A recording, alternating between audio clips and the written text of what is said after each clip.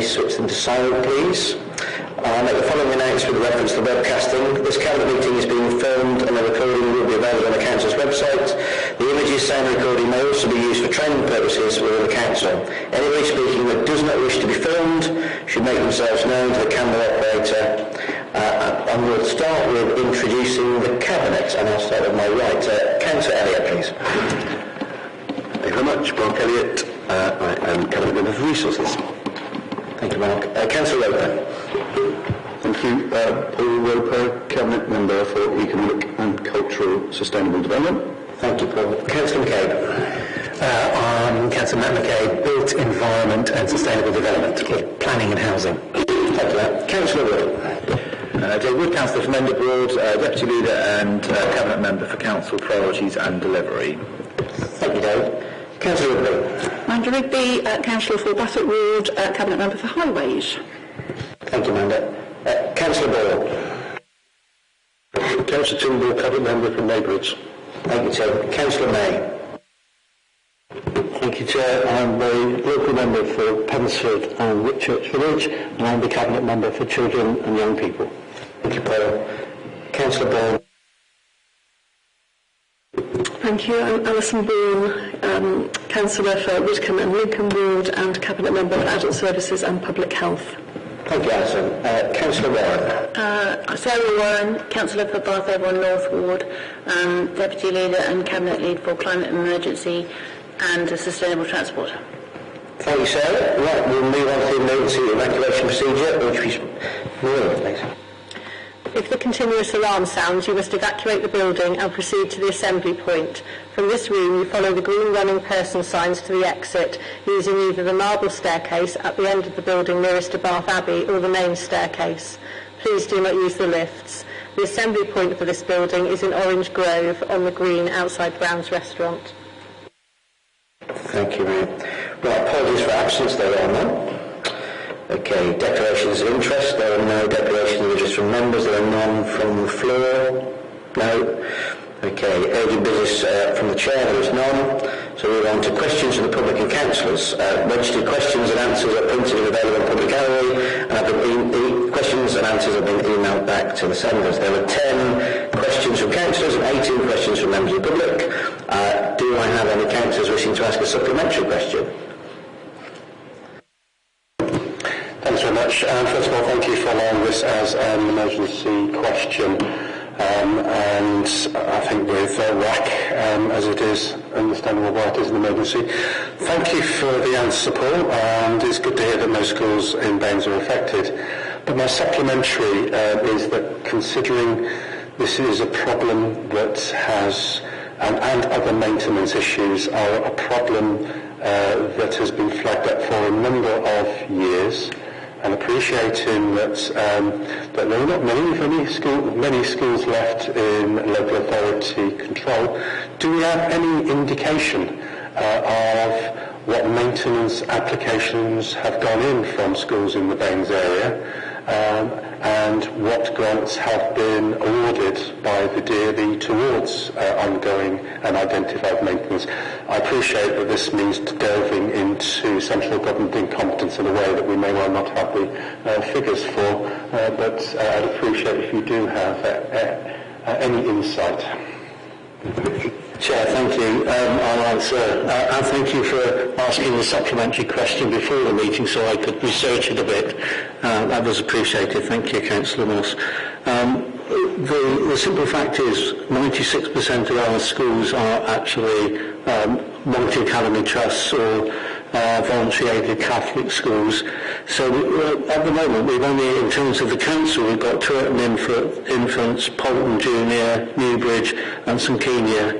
And the government actually give us an allowance in 22-23 it was 268,000 and this year it's 179,000, and we then prioritise that money according to the needs that we pick up from the schools we've got. So we have no knowledge around the MATs or the voluntary aided Catholic schools because they get their funding directly from the DFE, and they will be contacting those schools directly. At the moment, our best guess is still that we haven't got any in the area. but there could be issues around, because multi-academy trusts cover a larger area, they could in actual fact pick up schools in other areas where they may have to move pupils around in the best way that they can. So at the moment we've genuinely not heard anything from the DFE, and they have said that any RAC costs will be fully funded by them. You also asked in your written follow-up question about other buildings, and I've asked our maintenance team if they could give any advice, and at the moment they're saying they're not aware of any, but So I think the big issue in my mind is still how come buildings could be built 20 years ago knowing it was a 20-year life? Because, I mean, that's a real challenge, I think, that I don't think I've heard particularly addressed, and I think it is something that is something there that is picking up a maintenance cost in this generation for decisions taken back in the past generation. Thank you, Chair. Thank you, Councillor Mayhem. Thank you for your question, Councillor Moss. It's a very important question. Thank you very much. Okay. Statements and petitions of the public and from councillors. We will start with Mr. Allen on environmental protection. You can talk from there, Chad, and whenever you're ready, we'll start the time. Good evening, people. Again, I'll stress to you about English ivy. I have a few pictures here that you might like to see. Obviously, this is a picture of English ivy and the parts that come off of the ivy that suck all the nutrients out of a tree. And this is the strangulation of a tree, where halfway up a tree, about 15 foot in the air, it strangles the tree and pushes the whole stem inwards. I have Bath RUH. So at the back of the Bath RUH you have an area where they've cordoned off, where they have a lot of English ivy that's bringing the trees down, and it's causing a nuisance. Not only that, it's public safety. I have Bath Magistrates Court, where it climbs up a building, and again, it doesn't look very nice, does it? If it damages the building, who pays? Is it the taxpayer because it's owned by, I don't know, the court? So it will damage the building structurally. We need to do something about it. I have the building by the Bath Magistrates, and also I have a building opposite, the opposite side of the river. So we're climbing up a building there, and it's going to make that building structurally unstable if we don't deal with it. The council keeps saying that ivy doesn't damage trees, it doesn't damage buildings. I have, that is the sports centre of Bath, and again the rear wall of the bridge that comes across to it.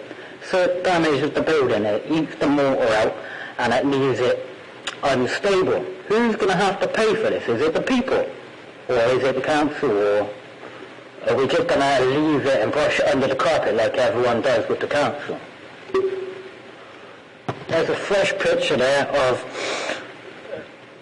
again, by the sports centre. It's doing a lot of damage. Everyone says it doesn't do the damage, but look underneath all the carpet and all the bullshit, excuse my French. There's a house there, I can't remember the name of the road, but it's near the Locksbrook pub. So this one here is climbing up a private house. Do you think it's fair that the people have this going on their building, and then they have to pay out and possibly lose their building that they live in because of English ivy? I don't think so.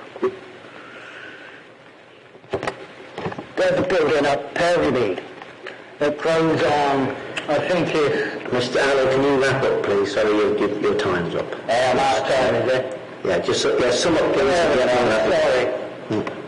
I just have four more pictures. Can I just show you them? So,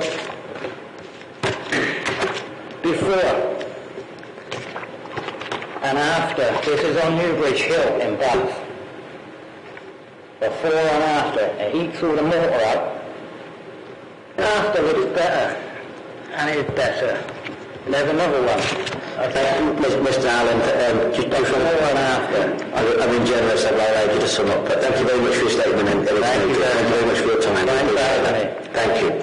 Okay, I will move on to the second speaker, which is Councillor Owen. Tim, whenever you're ready. Thank you very much, Chair. On a similar scheme, but not quite. I just want to talk about no May, Blooming June, Rewilder, etc., etc., etc. I just want to start off by saying I should get it. I understand the reasoning why. I've planted a few wildflowers at home, insects, etc., etc., etc. However, I think there is a place for this, a place for this not. When I first became elected to Miss Norton Redfield, Sarah and I had a few few complaints from residents about the entrance to the estate. It's a nice estate, no ivy, all well looked after, well trimmed, and people they're proud of their houses, they look after their houses, but there are a few places out there, especially the entrance, which isn't cut. I think no May can almost live in, but no May, June, July, August, September, etc. It just looks like a third-world estate going in. And you've got a lovely estate just outside Midsummer Norton. It looks dire, to be honest with you. So we did a survey. We did a survey, and I'm calling you with numbers now, but I'll be very quick, and I will give this to the cabinet member after. But just before you pride yourselves on being a listening council, I just request that the cabinet member could talk to his officers and maybe just put the point of view of the residents, because up to now they've had nothing back whatsoever. This is why we're helping out. We did a survey and we got a response, just I think somewhere between 65 and 70%, which, as you guys know, for surveys is I think nearly about 10%, so it's quite impressive. Are you happy with no, Midsummer Norton? The strong no's and no's are, I wish I had better eyes, 69%. Would you like to see the scheme continue? No, 71%. Would you prefer if the more grass had been cut? I don't know why I'm saying they don't get glasses. 76%. And it goes on and on. So actually don't want it. Now, do you think the scheme has made your area a more visually appealing place to live? And no, there's 91%, 81%. So you can see they, on the whole, they don't like it is. I'm sure there's a big give and take. But I would just request Councillor Walker to talk to officers, even if it was just on the entrance to the estate, so it looked nice on the way in. I'd appreciate it very much if we could look at this in just a bit more detail. Thank you very much. Thank you, Councillor. Councillor Bourne, on the phone? Thank you, Councillor. Would you please recommend multiple review? Yeah, absolutely, 100%. Really. 100%. I'll do these as well. Can you see where it is then? Thank you. Thank you, Tim.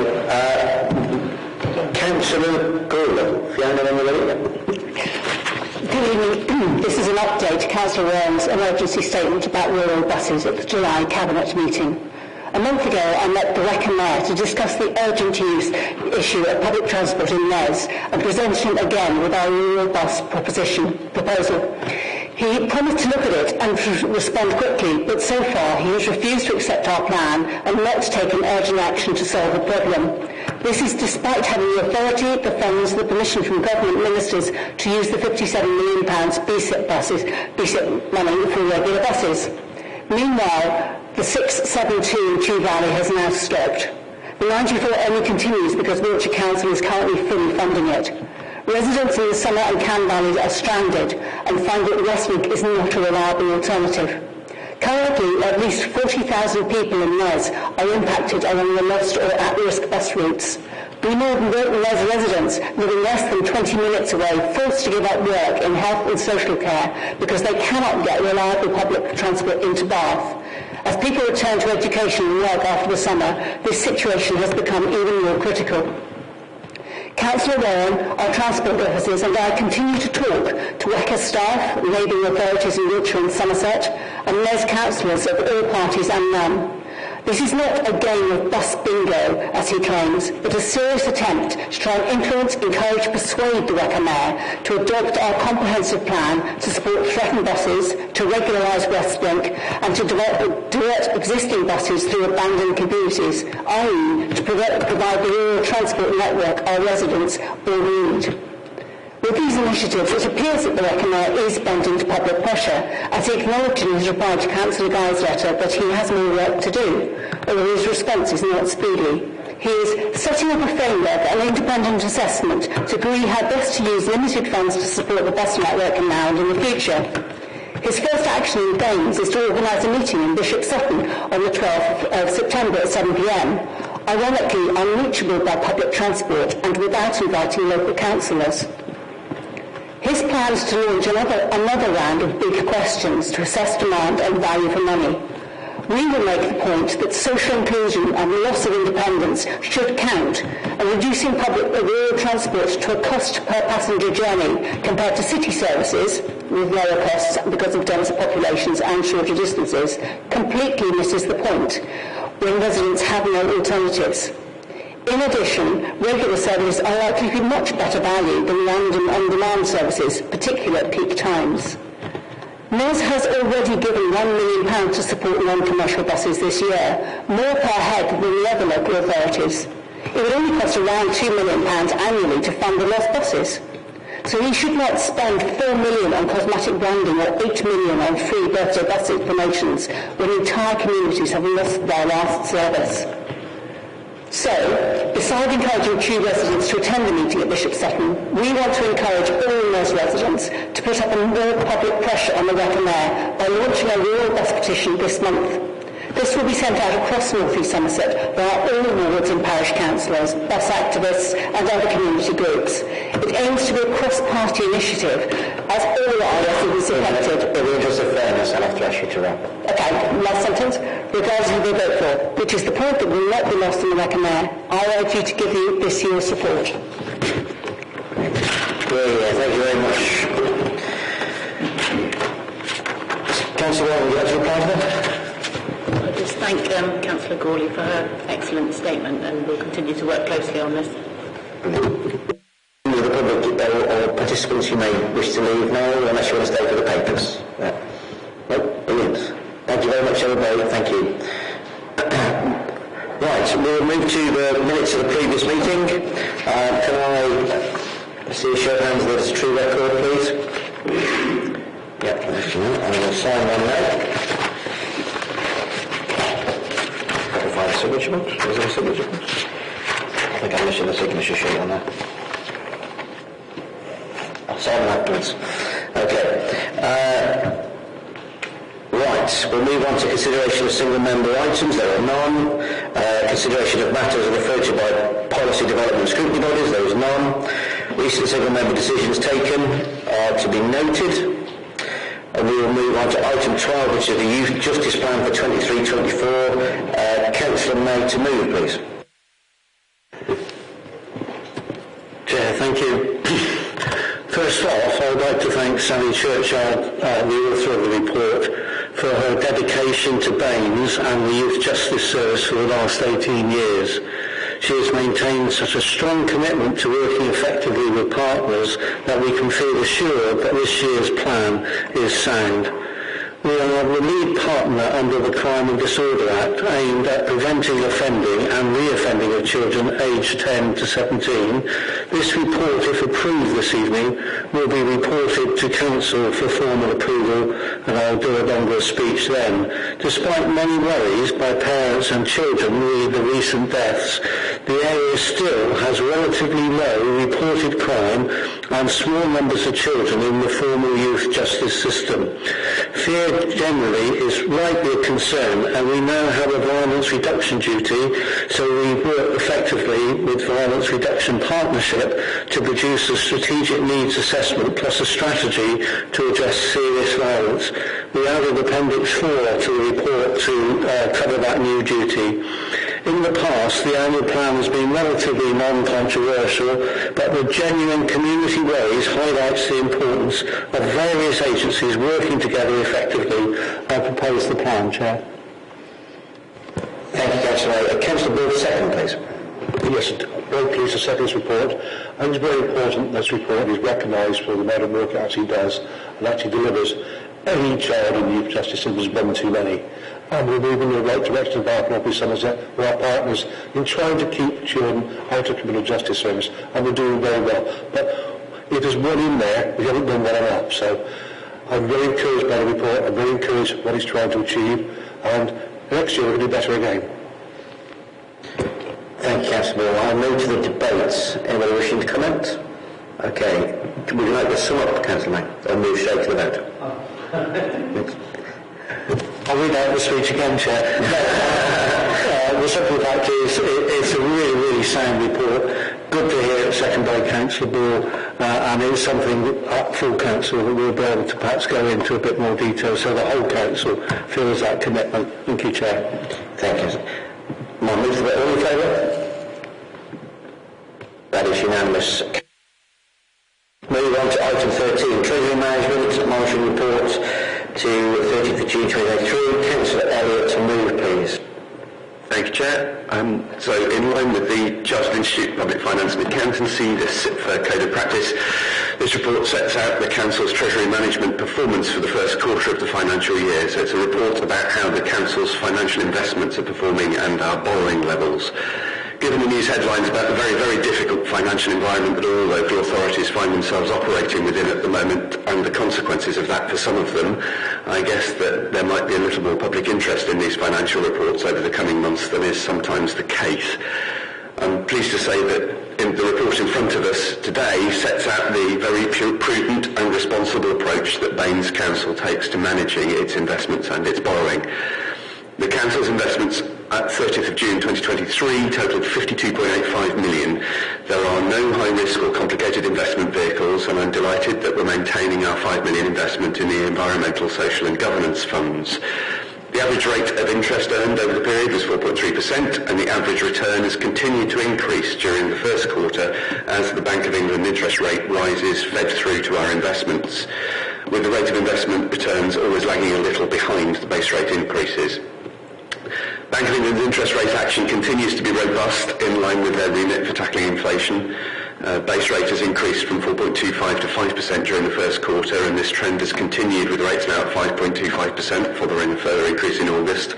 I commend to you the report from the Economic and Market Review set out by the Council's Investment Advisors Arling-Close in Appendix 5. It doesn't make for very pretty reading in its assessment of the general economic environment. The public will know from their own pockets about the Conservative government's mismanagement of the national economy and the inability to tackle inflation, and this affects the Council along with everybody else. Given that high inflation means high interest rates, Arling-Close currently predict that rates will top out at 5.5%, but acknowledges there's a risk that the base rates will reach 6% before they peak. Whilst that will be good news for our investments, as a net borrowing authority, that means we have to manage our borrowings very, very carefully. Borrowing at the end of the quarter was at 219 million, an increase of 9 million from the start of the year, mainly reflecting a short-term loan taken out in April in line with cash flow requirements. And whilst it's not the subject of this report, the persistently high underlying inflation level is having a very significant effect on the Council's revenue budget. The sound management of our borrowing investments can help alleviate some of that, however, and an overall underspend of 710,000 is currently forecast in respect of capital financing costs due to the higher than budgeted investment income and delays in the Council's need to borrow. This was reported in the Quarter 1 Revenue and Capital Budget Monitoring Report as part of the July Cabinet meeting.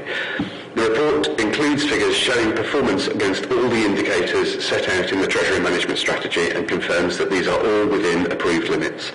I'd like to commend the work of the officers in managing our Treasury function so carefully and competently and for the production of the report, and I move the recommendations set out in 2.1 and 2.2. Thank you, Councillor. Councillor Warren to second. Yep, I'd just like to congratulate the team for another quarter of highly professional management of the Council's assets, and I'm very happy to second the report. Thank you very much. We'll move to the debate. Any motions to talk? Councillor McCabe. I just wanted to thank Councillor Elliott for the time he's taken to explain some of this to me, and I just wanted to reiterate the thing about the responsibility in financial responsibility in terms of borrowing, and I think this is really to be recommended in the current financial crisis for that fiscal conservatism, for want of a better word, that we've taken over the last few years. Thank you. I'd like to add, as leader of the council, talking to other leaders around the country, it's important to note that we are not alone in financial difficulties, but we have an exceptional set of officers, we have an exceptional team working for us that have managed to, year after year, save us from sometimes the bulk by working ridiculously hard with excellent management of our finances. So I'd like to thank the officers and Councillor Elliott on behalf of the Cabinet for their excellent work. We will move to the vote. In favour? Excellent. That is unanimous.